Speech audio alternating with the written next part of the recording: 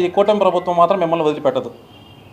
చంద్రబాబు గారు, లోకేష్ గారు, పవన్ కళ్యాణ్ గారు, ఈ కూటమి ప్రభుత్వం ఖచ్చితంగా మిమ్మల్ని వదిలిపెట్టరు. తప్పు చేస్తే మిమ్మల్ని బయటికి తీసుకొచ్చి శిక్ష ఖచ్చితంగా వేస్తారు. నిరూపించండి. మరి 19 నుంచి 24 దాకా ఉన్నారు, మీరే ఉన్నారు కదా, నిరూపించండి. గురుగింజి కింద నలిపే నువ్వు నలుపు లాంటి వాడివి. నువ్వు కరుణాకర్ రెడ్డి గారు ఆక్యుపై చేశాడు అనే చెప్పే ముందు గోపాల్ రెడ్డి అనే వ్యక్తి ఉన్నాడు, చూసావు కదా, రంగంపేట మాజీ సర్పంచి. నిన్నే వాళ్ళ మిస్సెస్ ప్రెస్ క్లబ్ ఓని ఏడ్చి సమాధానం, నువ్వు 80 సెంట్లు ఆక్యుపై చేసావని. ఇదే చంద్రబాబు నాయుడు ప్రతిపక్షులు ఎదుర్కొన్నప్పుడు రంగంపేట వాళ్ళ ఊరికి నారాలు పలిపోయేటప్పుడు అన్నా అని చెప్పి ఇస్తే, ఇదే పుష్పతి నాని చంద్రగిరి ఎమ్మెల్యే గారికి చెబితే చేస్తామని చేయలా. 80 సెంట్లు నువ్వు ఆక్యుపై చేసుకొని నువ్వు దాని గురించి చెప్పు, నేను ఆక్యుపై చేసుకోలేదు నా స్థలం అని. నువ్వు ఒక్కసారి నీకు తెలియకపోతావు ఇను నైనా. జేబీ శ్రీనివాసులు 10 మంది మగోళ్ళు వచ్చి నన్ను బట్టి కొట్టి నీ గుంతలేసి పూడ్చేయి, వాళ్ళు ఇల్లు కడతా ఉన్నారు, మాతో ఇల్లు కడతా ఉన్నారు. ఇల్లు కడితే నేను నాయన ఈ జాగా నాది, ఎవరిది కాదు, నాది జాగా, మీరు కట్టుకుంటే ఎట్టా అంటే, మో నీదేమన్నా అంటే మళ్ళీ చూసుకుంటాం బో, ముసలి దాన్ని వేసి గుంతలేసి పూడ్చేనరా అని ఎట్టంటే వాళ్ళు తరుముకొని నన్ను కొడితే నేను అప్పుడు నాని దగ్గరిపోయినాను.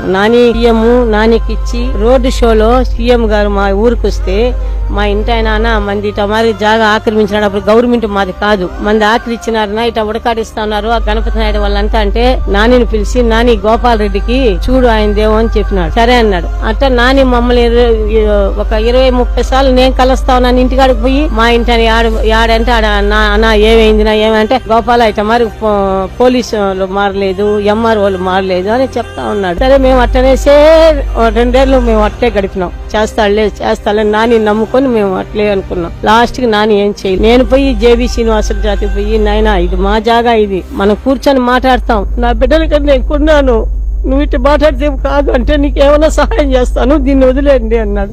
నాకు ఇంకేం సహాయం కదా, నేను నా బిడ్డల కన్నా నేను కొన్నే, నువ్వు సహాయం చేసేదేమని నేను ఆ రోజే చెప్పిన, ఉండమ్మా కూర్చో తిను అన్నాడు. నాకు వద్దునాయన అనేసి వచ్చేసినాను.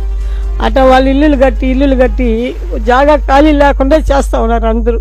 ఇది శ్రీనివాస్ నీ కథ. ఇంకా మాట్లాడాయా మా నాయకుడి గురించా? 80 సెంట్లు సాక్షాత్తు వీళ్ళ పొలం నారా రామూర్తి నాయుడు పొలం పక్కన అమ్మి 80 సెంట్లు కొన్నారు. నువ్వు కబ్జా కోడు, మా నాయకుడు కబ్జా కోరా? కొన్న భూమి మా నాయకుడు ఒక ఆడ మనిషి, మీ పార్టీకి సంబంధించిన వ్యక్తి, మహిళా కార్యకర్త, మాజీ సర్పంచి. ఇంత దౌర్జన్యంగా చేస్తున్నావే.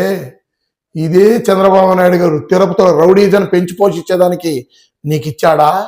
చంపేస్తాం, గొంతలో బూడ్చి నేను కొట్టు పంపించారు ఒక మహిళని, పెద్దామని. ఇదేనా నీ సంస్కృతి? ఇదేనా మీ పార్టీ విధానము? మీ కూటమి విధానం ఇదేనా? ఆక్రమదారులు, ముసలోళ్ళని ముత్తుకోళ్ళ ఆస్తులు దోసుకోవడం మీ విధానమా? మీ కూటమి విధానమా? చెప్పు జేబీ, మేం కూడా వింటాం. పవర్ అనేది చెప్పాను, మళ్ళా చెప్తున్నా, ఎవరికి శాశ్వతం కాదు.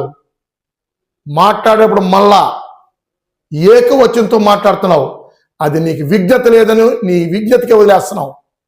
సంస్కారం అనేది ఒకటి కావాలి. చదువు లేనివాడికి కూడా సంస్కారం ముఖ్యం. నువ్వు అంతో ఇంతో చదువుకున్నాడు, నీకు చదువుకున్నా నీకు సంస్కారం హీనుడివి నువ్వు.